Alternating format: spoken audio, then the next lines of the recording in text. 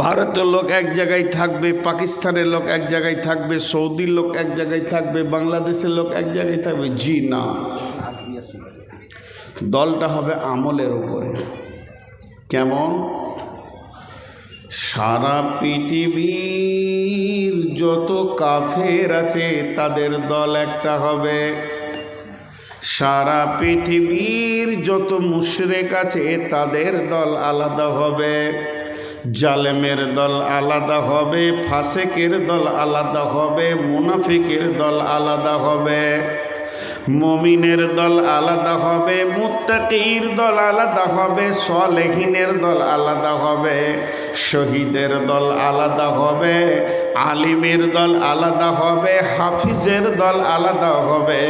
এইরকমভাবে কিয়ামতের মাঠে গ্রুপ গ্রুপ হয়ে থাকবে।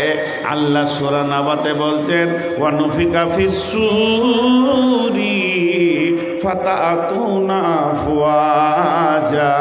যখন ইসরাফিল সুর ফুঁকবে তখন মানুষ দল দল কিয়ামতের মাঠে উঠবে।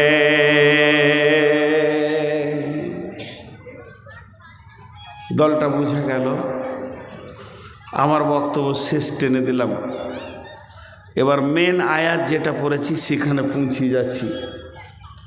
আমি এতক্ষণ যা বকলাম সেটাকে আমি 1 মিনিটে গুছিয়ে নিব, মেন আয়াতে চলে যাব। আমার এতক্ষণের বক্তব্যের বিষয়বস্তু এটাই ছিল।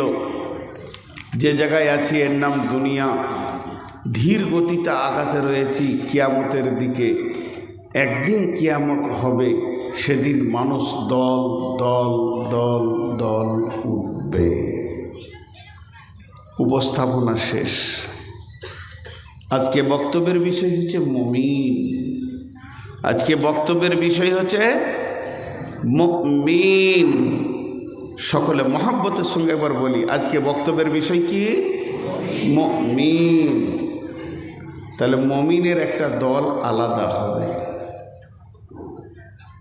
মুমিনের একটা দল আলাদা হবে। আর কিয়ামতের মাঠে ঠিকানা কয়টা থাকবে? 2টি। ফাম্মা মান তাগা ওয়া আসারাল হায়াতাদ দুনিয়া ফাইন্নাল জাহিমা হিয়াল মাওয়া ওয়া আম্মা মান খাফা মাকামা রাব্বিহি ওয়া নাহান নাফসা আনিল হাওয়া ফাইন্নাল জান্নাতা হিয়াল মাওয়া। আল্লাহ তাবারাক ওয়া তাআলা বলছেন, একটা জায়গার নাম হবে জাহান্নাম, আর একটা জায়গার নাম হবে জান্নাত। আজকের পৃথিবীতে ভারত, পাকিস্তান, সৌদি, সুদান, নিউজিল্যান্ড, বর্ল্যান্ড, আর কিছু আর পৃথিবীর বুকে অনেক দেশ, অনেক জেলা, অনেক রাজ্য, হাজার হাজার থানা, সেগুলো কিছুই থাকবে না। ভেঙে চুরমার হয়ে মাত্র 2টি ঠিকানা হবে। আর যতগুলি মানুষ কিয়ামতের মাঠে উঠবে তারা ওই 2টি ঠিকানায় চলে যাবে। সেদিন যে কিয়ামতকেও ধ্বংস করে দেওয়া হবে।